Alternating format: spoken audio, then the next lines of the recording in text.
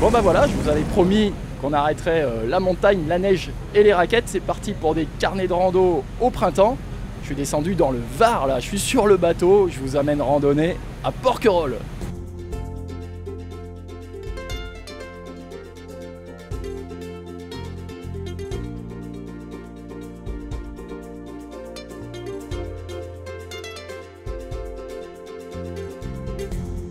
C'est parti.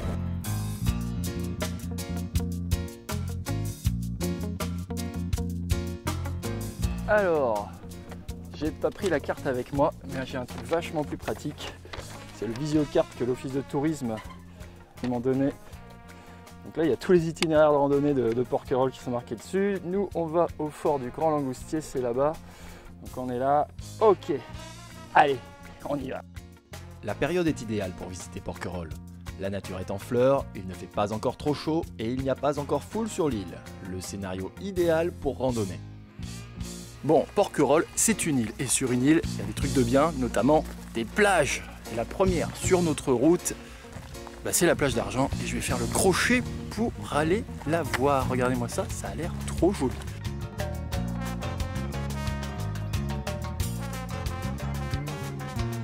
Bon alors, voyons voir cette eau, ce que ça donne. On peut se baigner ou on ne peut pas se baigner? Non, on ne peut pas encore se baigner. On va attendre encore un peu.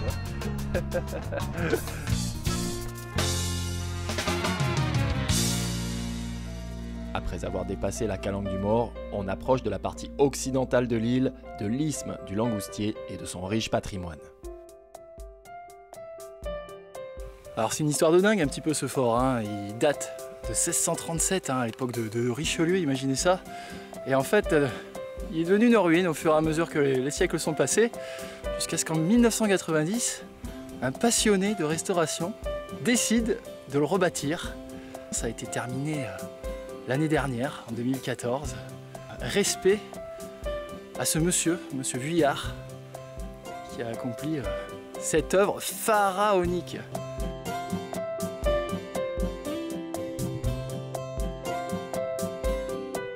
Bon alors l'histoire de Porquerolles, elle est particulièrement liée à un personnage, c'est François-Joseph Fournier. Et pour m'en parler, je ne vois qu'une seule personne capable de le faire. Donc Maxime, bonjour. Bonjour. Vous êtes le président du Conseil économique, social et culturel du parc de Porquerolles. Mais plus que ça, vous êtes intimement lié ici à l'île de Porquerolles, puisque vous êtes l'un des petits-fils de François-Joseph Fournier, dont on ne va pas revenir sur son passé qui est incroyable, professionnellement parlant.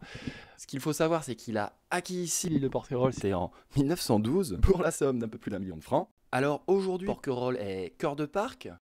Dans quel état d'esprit doit venir le randonneur qui vient sur ces 54 km de sentiers ici?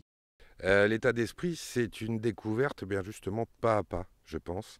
Il faut prendre le temps, peut-être encore plus qu'ailleurs, parce que vous êtes dans un espace-temps insulaire. Donc il faut appréhender cette île, pas à marche forcée, pas en voulant abattre des kilomètres. Je crois qu'il faut regarder, beaucoup regarder. Si vous voulez, ce qui est intéressant à Porquerolles, c'est que vous avez à la fois une perception d'une nature, on ne peut pas dire vierge, ce n'est pas des forêts primaires, mais une nature préservée, presque comme au premier jour. Et en même temps, vous avez une histoire qui s'est inscrite dans ces lieux et vous pouvez la parcourir en randonnant sur les 60 km de piste.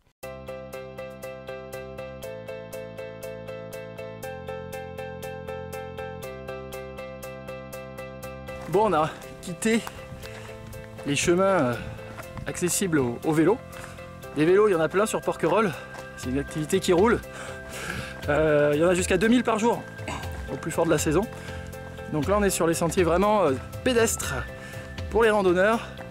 Et c'est super agréable. Un beau mélange de chemin ombragé et de point de vue. Et disons-le même, de point de vue impressionnant sur la côte sauvage du versant méridional de l'île. En direction de la Gorge du Loup, l'itinéraire n'est pas avare de belvédères sur le chemin parcouru. Avec 7,5 km de long et 3 de large, Porquerolles est la plus grande des îles d'or du golfe de Hyères. La pointe du Brégançonnet apparaît. Rien à voir évidemment avec le fort de Brégançon ainsi que me l'ont demandé deux promeneurs. Bon alors là c'est le point d'orgue là au niveau panorama, on se croirait dans les calanques, regardez-moi ça, ce bleu qui s'enfonce à l'intérieur des terres là, ce ressac, l'appel du large, ces couleurs, des couleurs exceptionnelles. Ah ça fait du bien de revoir la mer, je suis content quoi.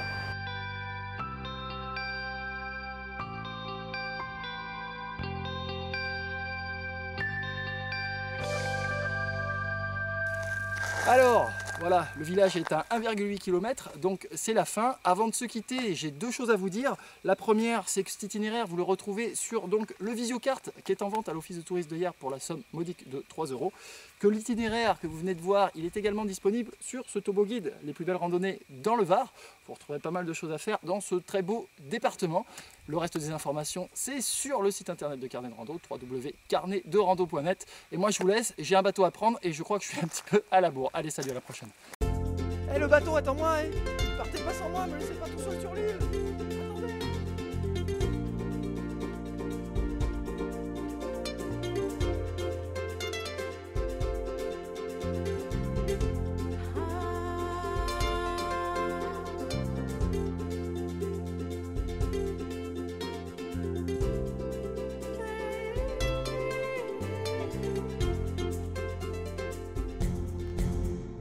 Attention, t'es dans mon champ. T'es toujours dans mon champ. T'es toujours dans mon champ.